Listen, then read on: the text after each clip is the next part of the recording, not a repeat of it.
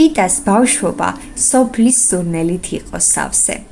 ყოველ ზაფხულს სოფელში მიდიოდა ბებიასთან და ის დღეები მისთვის დაუვიწყარი იყო. ყველაზე მეტად მეგობრებთან ყოფნა და რა თქმა უნდა ბებო უხაროდა. ბებოსთან ყოფნა ცალკე თავგადასავალი იყო.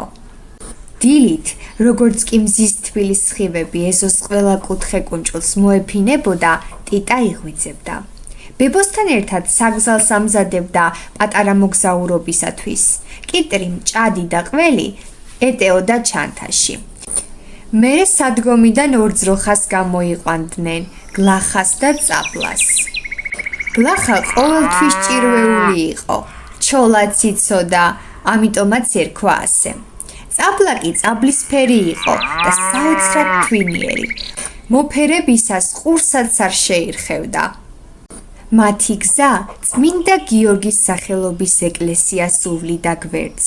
როცა ეკლესიას მიადგებოდნენ, უკვე იცოდნენ, გზა შუაზე ჰქონდათ გავლილი.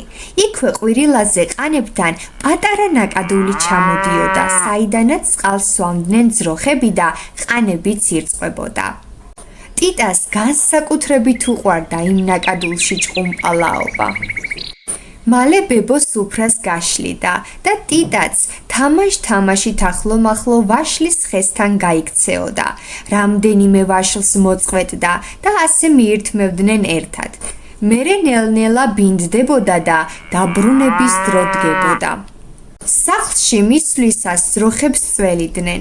ბებო შემდეგ ყველს იყვანდა. ბოლოს როცა ყველაფერი დასრულდებოდა, ბებო ზღაპარს უყვებოდა და ტიტა მის მკლავებში ჩაკვტებული იძინებდა.